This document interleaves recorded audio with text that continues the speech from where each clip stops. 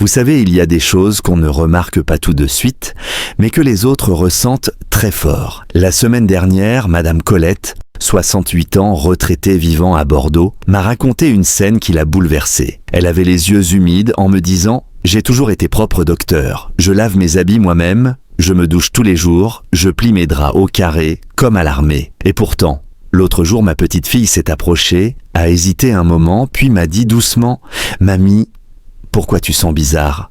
Et là, elle a reculé, n'a plus voulu venir dans mes bras. Le soir même, je me suis glissé sous la couette et j'ai pleuré en silence. J'avais l'impression d'avoir fait quelque chose de mal, sans comprendre quoi. Vous est-il déjà arrivé quelque chose de semblable? Cette impression étrange qu'on gêne sans le vouloir, que quelque chose a changé, mais sans savoir quoi exactement. Beaucoup de personnes de notre âge se disent « c'est comme ça quand on vieillit ».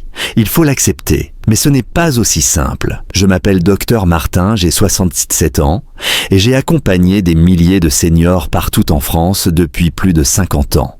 Aujourd'hui, je veux vous parler d'un sujet dont on ne parle pas assez, parfois par pudeur, parfois pour ne pas blesser, mais qu'il est pourtant essentiel d'aborder si l'on veut continuer à vivre pleinement nos années avec dignité. Est-ce qu'il vous est déjà arrivé de monter dans un bus et de remarquer que personne ne vient s'asseoir à côté de vous, que vos petits-enfants restent un peu à distance, ou que votre belle-fille ouvre les fenêtres dès qu'elle entre dans la pièce, alors qu'il ne fait même pas chaud dehors?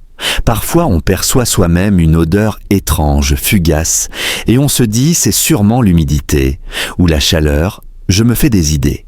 Mais la réalité, c'est que, et je vous le dis avec bienveillance, à partir d'un certain âge, notre corps développe naturellement une odeur particulière, souvent appelée l'odeur de l'âge. Ce n'est ni de la saleté, ni un manque d'hygiène. C'est le corps qui change avec le temps. Mais comme les proches n'osent pas nous en parler, de peur de nous vexer, nous continuons sans le savoir, en laissant parfois cette petite barrière invisible s'installer entre nous et ceux qu'on aime. Je pense notamment à Monsieur René, un ancien facteur à Tours, 74 ans. Toujours impeccable douche tous les matins, chemise repassée, parfum discret. Un jour, son fils ramène un collègue à la maison. René entend par hasard ce dernier souffler en entrant. Ça sent un peu le vieux chez ton père. Depuis ce jour, René ne sort presque plus de son salon. Il n'ose plus inviter ses petits-enfants à venir faire des puzzles ou lire des histoires comme avant. Et tout cela à cause d'un simple murmure. Mais ce n'est pas une fatalité. Non, ce n'est pas une sentence liée à l'âge.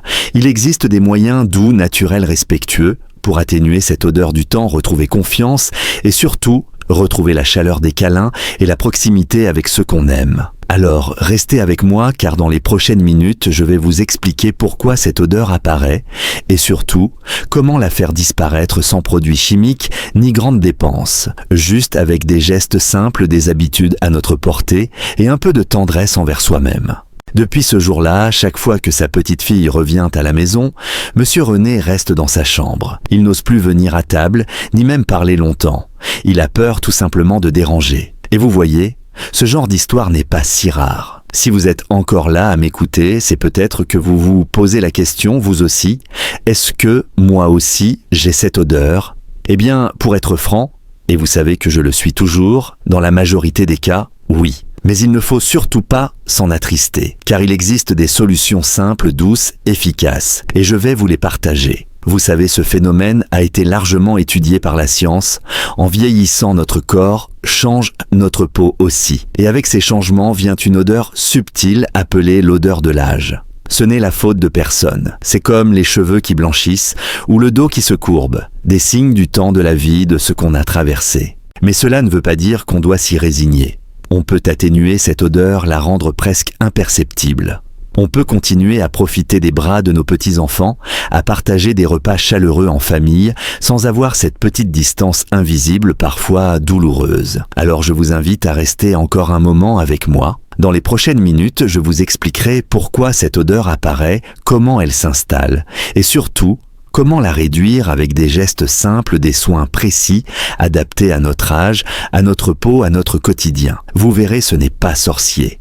Et surtout, vous méritez d'être aimé, enlacé, entouré, sans malaise, sans gêne, sans silence. Si ce que je vous raconte aujourd'hui résonne en vous, laissez-moi un petit mot en commentaire. Dites-moi simplement si vous avez vécu quelque chose de semblable ou si ce sujet vous touche.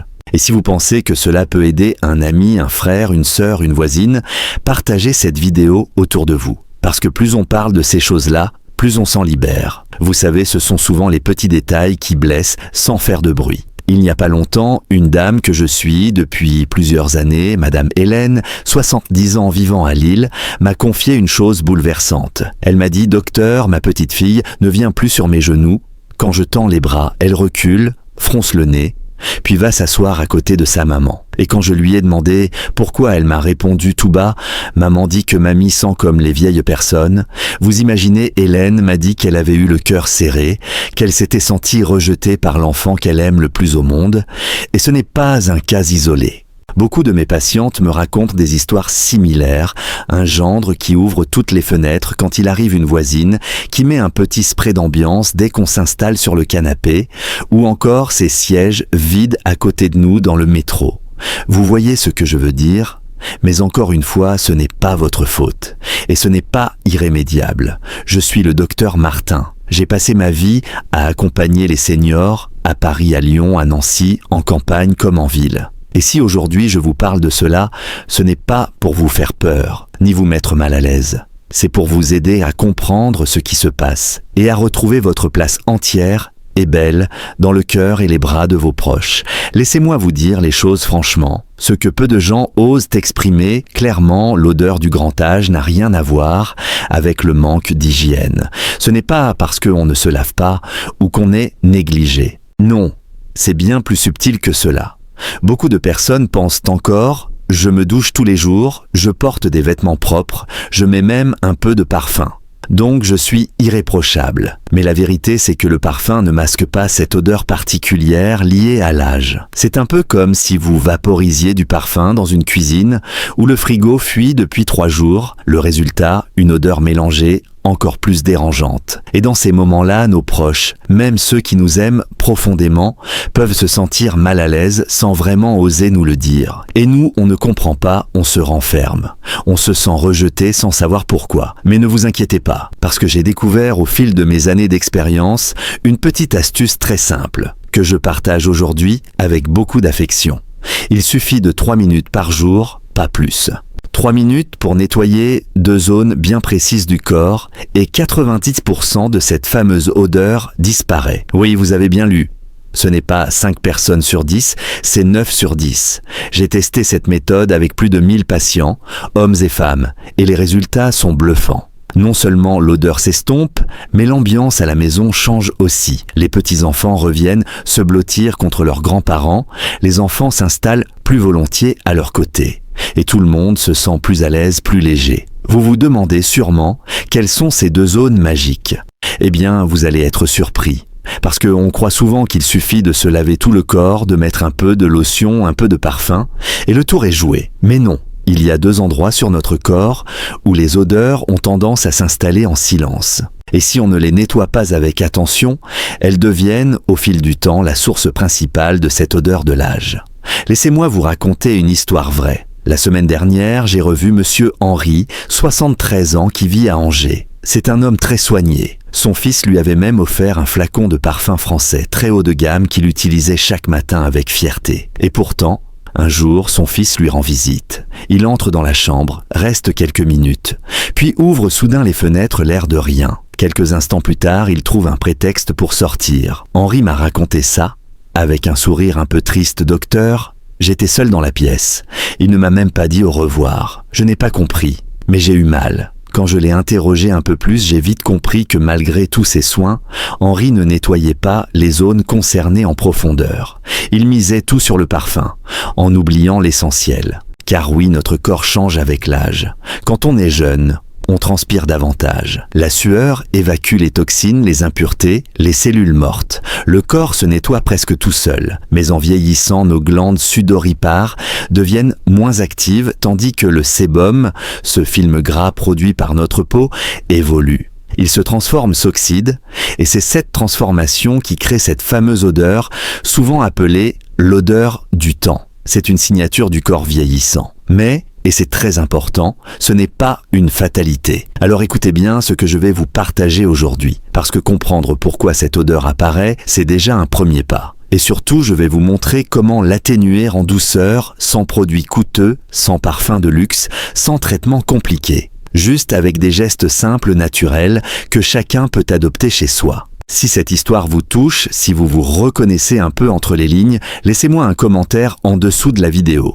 Et si vous trouvez ces conseils utiles, n'hésitez pas à partager cette vidéo avec vos amis, vos enfants, vos voisins. Parce que plus on en parle, plus on avance ensemble, et plus on vieillit avec dignité, tendresse, et de bons câlins avec nos petits-enfants, sans gêne ni malaise. Vous êtes-vous déjà demandé pourquoi à votre âge vous transpirez moins qu'avant ? Mais que malgré cela, vous sentez parfois une odeur étrange, persistante, que vous ne comprenez pas. Avant, on travaillait, on marchait, on faisait le marché, le jardin, la sueur coulait à flot, et pourtant notre corps ne dégageait pas cette odeur. Aujourd'hui, à 66 à 5 ou à 75 ans, on bouge moins, on transpire à peine. Et pourtant cette odeur est là, un peu forte, un peu acide, presque animale. Je me souviens de Madame Monique, 71 ans, qui habite à Dijon. Elle m'a confié: docteur, je ne transpire plus beaucoup, mais parfois je sens une drôle d'odeur, un peu âcre. Et quand mon petit-fils vient me faire un bisou, il recule. J'en suis gêné, je n'ose plus le prendre dans mes bras.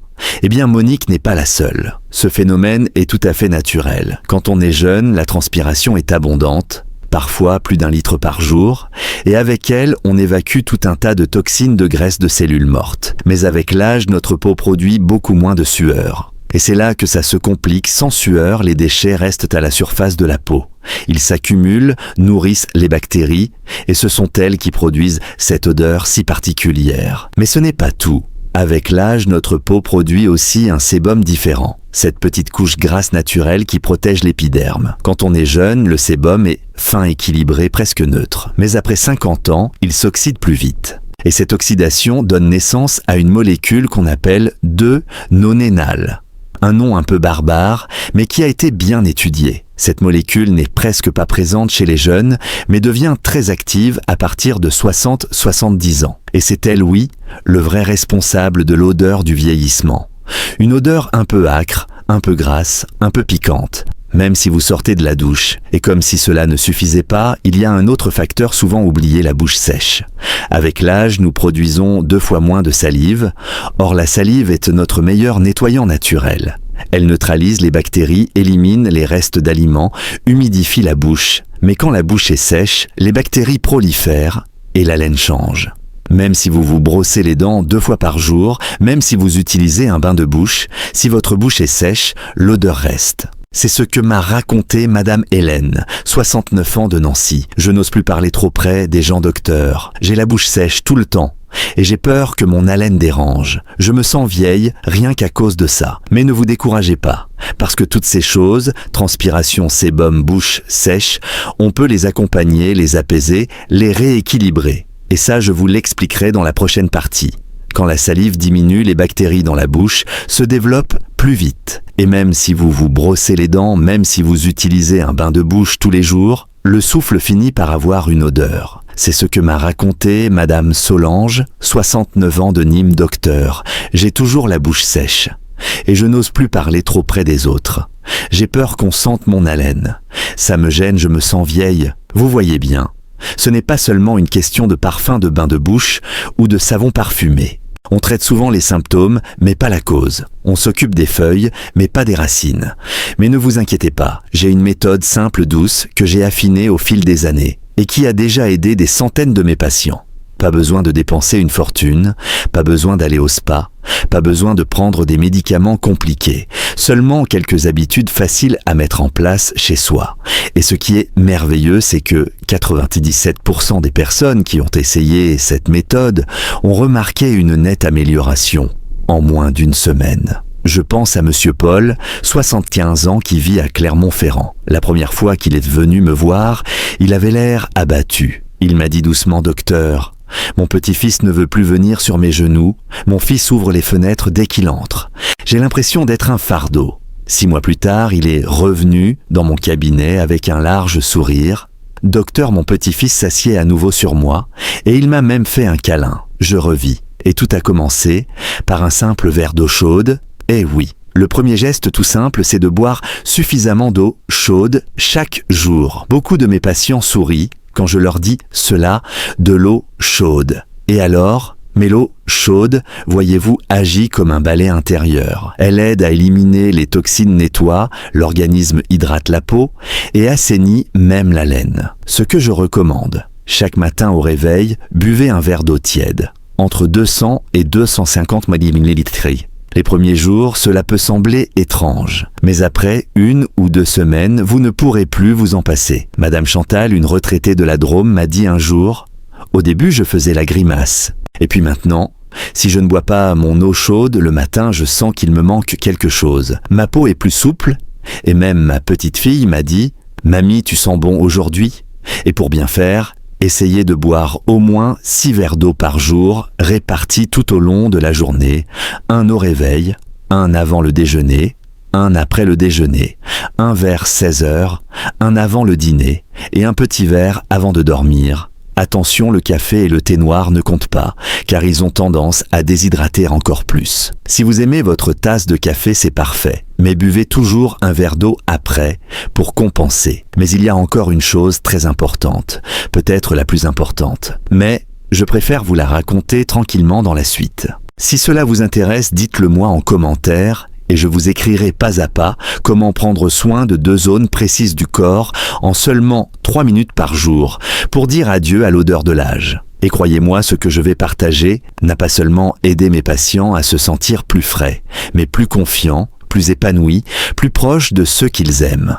Alors, si cette histoire vous parle, si elle vous touche, n'hésitez pas à laisser un petit mot sous la vidéo. Et surtout, abonnez-vous pour ne rien manquer des conseils qui peuvent changer doucement votre quotidien. Vous savez, beaucoup pensent que faire du sport à notre âge, c'est courir, transpirer, se fatiguer. Mais non, il suffit parfois d'une marche douce 20 minutes par jour pour transformer sa santé. Une promenade tranquille dans le quartier, un petit tour dans le jardin, ou même marcher autour de la maison, sous le soleil du matin, quand l'air est encore frais et la lumière douce sur la peau. Ce moment-là, ce soleil timide d'avant 10 heures ou après 16 heures, il est précieux. Il chauffe le corps sans l'agresser, stimule les articulations, apaise les douleurs et, c'est prouvé, aide la peau à se purifier naturellement. Beaucoup me disent « Docteur, j'ai mal aux jambes, je ne peux pas marcher longtemps ». Comme Monsieur Bernard, 74 ans, à Limoges, qui me disait « Je fais quelques pas et je suis déjà essoufflé ». Je lui ai répondu simplement « Commencez par 10 minutes, marchez doucement, respirez profondément. Et chaque jour, ajoutez 1 minute de plus. Ce n'est pas la vitesse qui compte, c'est la régularité. » Et quelques mois plus tard, il est revenu me dire « Tout fier, docteur, je marche 30 minutes maintenant sans m'arrêter. » Et ma petite fille m'a dit « Papy, ta bonne mine. » Et après cette promenade, il y a un autre geste tout simple mais essentiel, la douche quotidienne. Je sais, quand il fait froid, on est moins motivé. On a peur d'attraper un coup de froid, de tomber malade. Mais si on ne se lave pas la sueur, le sébum, les odeurs de cuisine dans les cheveux, tout cela reste et le parfum ne suffit pas à les masquer. Mais attention, pas d'eau trop chaude, une eau à 38-40 degrés Celsius, c'est parfait. Trop chaude, elle assèche la peau, enlève les huiles naturelles et peut accentuer les odeurs au lieu de les réduire. Une fois par semaine, vous pouvez aussi prendre un bain tiède ou même tremper vos pieds dans une bassine d'eau chaude comme on le faisait autrefois après le jardin ou le marché. Cela ouvre les pores, libère les impuretés, détend le corps et apaise l'esprit. C'est un moment rien qu'à vous, un petit rituel, un geste de soin, un acte d'amour envers vous-même. Mais le plus important, et je vous le dis avec insistance, c'est ceci. Il faut bien nettoyer 3 zones précises du corps. Oui, 3 endroits que l'on néglige souvent. Et pourtant, 90% des odeurs viennent de là. La première zone, ce sont les plis du corps, le cou, la nuque, les aisselles, l'aine, l'arrière des genoux, l'intérieur des coudes et sous la poitrine. Ce sont des endroits où la sueur et le sébum s'accumulent le plus, surtout quand on vieillit. Mais dans la douche, on passe souvent vite dessus sans trop frotter. Prenez une serviette douce ou une fleur de douche souple et nettoyez ces zones avec soin sans agresser la peau, mais sans survoler non plus. Je me souviens de Madame Jeanne, 66 ans de Rennes. Elle m'a confié en riant « Docteur, je me lave tous les jours depuis des années. » Mais quand j'ai commencé à bien frotter sous les aisselles, la poitrine, la nuque, c'était le jour et la nuit. Même mon petit-fils me colle tout le temps maintenant, alors qu'avant il me fuyait un peu. La deuxième zone à ne pas négliger, ce sont les zones où il y a des poils, les aisselles, le torse, la tête. Les poils retiennent la sueur, le sébum, les bactéries. Et si l'on ne se lave pas bien le cuir chevelu, ou si l'on oublie certaines zones, les odeurs deviennent vite plus fortes. Quand vous vous lavez les cheveux, pensez à masser doucement le cuir chevelu, pas seulement à faire mousser les cheveux. C'est le cuir chevelu qui abrite les glandes, et c'est là que tout se joue. Monsieur Alain, 62 ans de Nancy, m'a dit un jour « Je croyais que me laver les cheveux c'était suffisant, mais depuis que je masse bien mon crâne sous la douche. » Ma petite fille m'a dit « Papy, ta tête sent bon maintenant. » La troisième zone, souvent oubliée, ce sont les pieds. Oui, même si on ne marche pas beaucoup, les pieds transpirent toujours, et cette sueur, enfermée dans les chaussettes et les chaussures, peut créer une odeur très tenace qui imprègne la maison sans qu'on s'en rende compte. Pensez à bien laver entre les orteils la plante des pieds chaque jour, puis sécher soigneusement surtout avant d'enfiler vos chaussettes. Utilisez des chaussettes en coton et changez-les tous les jours. Et surtout, aérez vos chaussures. Ne les rangez pas tout de suite dans le placard après les avoir portées. Laissez-les sécher à l'air libre, voire au soleil si possible. Une petite astuce en plus, saupoudrez un peu de bicarbonate de soude dans vos chaussures une fois par semaine. C'est naturel, peu coûteux et très efficace contre les mauvaises odeurs. Ah, et j'allais oublier le dos, c'est une zone difficile à atteindre et donc souvent mal lavée. Et pourtant, c'est l'un des endroits qui transpire le plus, surtout en été ou la nuit. Utilisez une brosse à manches longues ou demandez à votre conjoint ou à quelqu'un de la famille de vous aider à frotter doucement le dos une fois par semaine. Vous verrez la différence sur votre linge de nuit et sur votre bien-être. Après la douche, séchez bien toutes les zones, surtout les plis, puis appliquez une crème hydratante légère. Cela adoucit la peau, réduit les frottements et limite la formation d'odeurs. Et surtout en hiver, quand la peau devient sèche, qu'elle pèle, qu'elle gratte. Une peau bien hydratée sent aussi bien meilleure. Vous savez, si vous ne commencez pas maintenant, chaque jour qui passe, cette odeur, si discrète au début, peut devenir plus forte, plus marquée. Et même si vos proches vous aiment profondément, ils peuvent se sentir mal à l'aise sans jamais oser vous le dire franchement. Et c'est ça le plus dur, cette distance qui s'installe sans bruit. Cette petite tristesse dans le cœur. Mais si vous commencez dès aujourd'hui en prenant juste 3 minutes pour bien nettoyer les 3 zones dont je vous ai parlé, vous verrez en une semaine tout change. Vous vous sentirez plus léger, plus à l'aise. Et l'ambiance à la maison deviendra plus douce, plus chaleureuse. Si ce que je partage ici vous semble utile, n'hésitez pas à me le dire en commentaire. Et surtout, partagez ces conseils avec vos amis, vos frères, vos sœurs, vos voisins. Parce que ce sont souvent les petits gestes, ceux qu'on néglige, qui apportent les plus grands changements. Tenez, parlons un instant de l'alimentation. Beaucoup de gens me disent « c'est sûrement parce que je mange de l'ail, des oignons, des épices.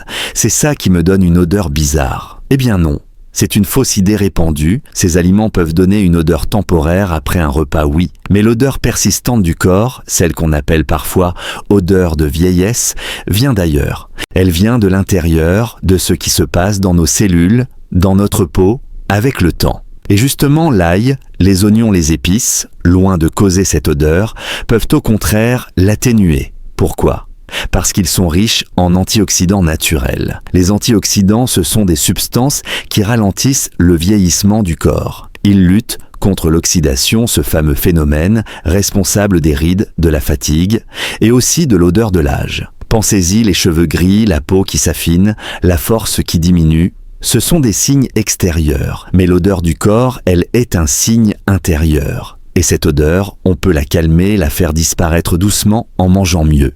Je pense à des aliments simples qu'on trouve partout en France, les tomates, les pommes, les fraises, les carottes, les myrtilles, les betteraves, les raisins rouges, le chou rouge, les lentilles, le riz complet, des couleurs vives, des produits frais. Et un effet direct sur votre peau, votre haleine et même votre humeur. Monsieur Georges, 79 ans de Perpignan, m'a dit un jour: docteur, j'ai suivi votre conseil. Une pomme et une tomate par jour. 2 mois plus tard, ma fille m'a dit: papa, tu as bonne mine et tu ne sens plus comme avant.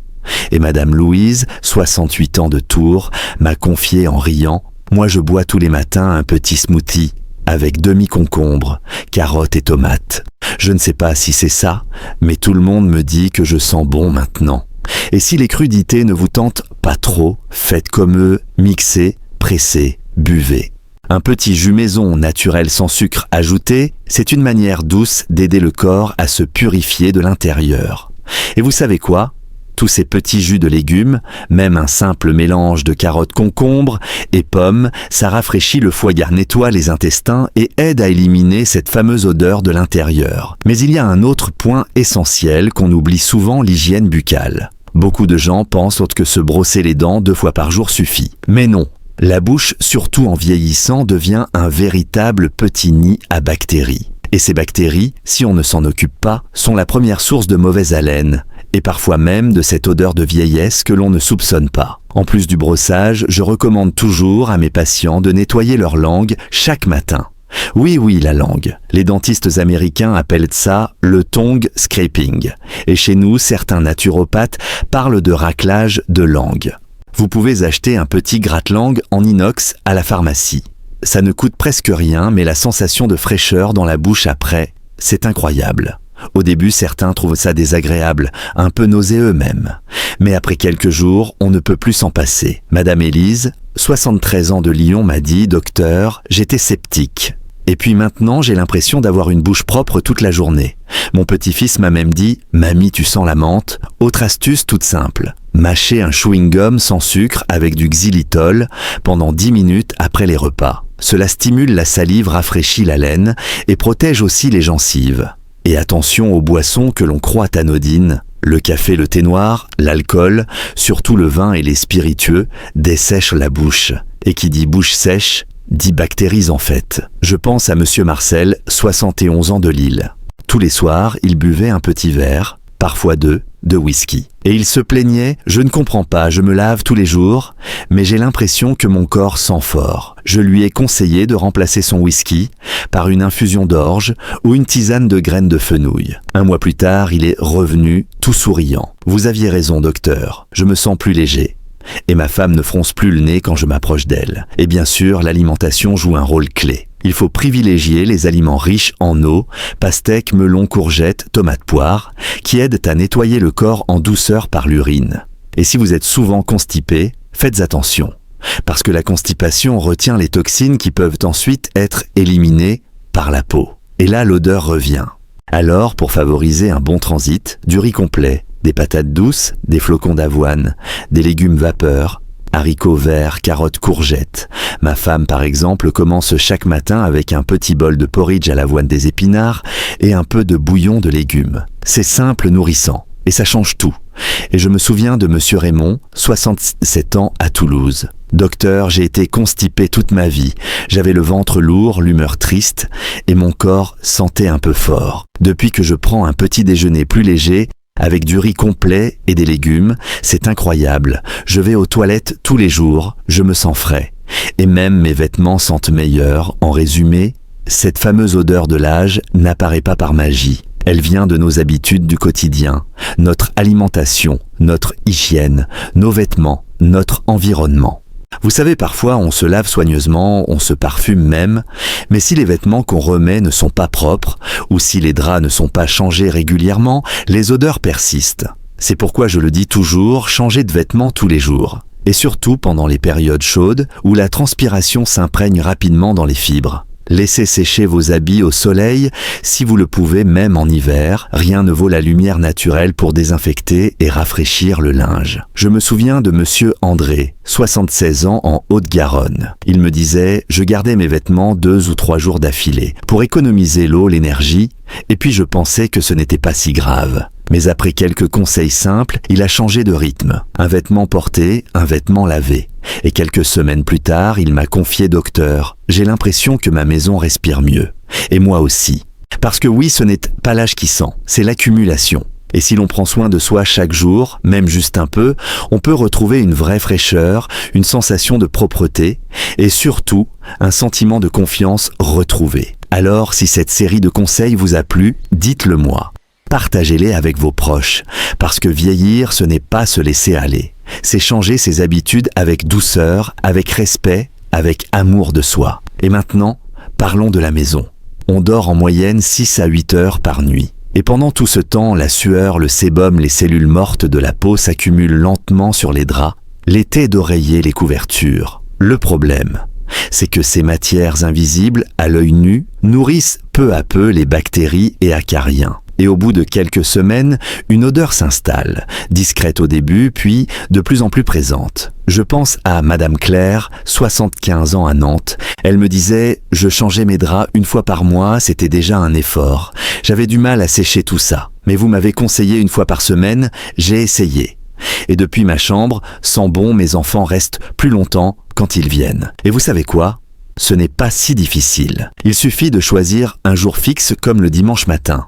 On aère la chambre, on change les draps et on laisse le lit se reposer quelques heures. La sensation de fraîcheur, ensuite, ça vaut vraiment le coup. Ah, et n'oubliez pas les oreillers, les couettes, les couvertures épaisses, même si on lave la housse l'intérieur, garde les odeurs, l'humidité, les poussières.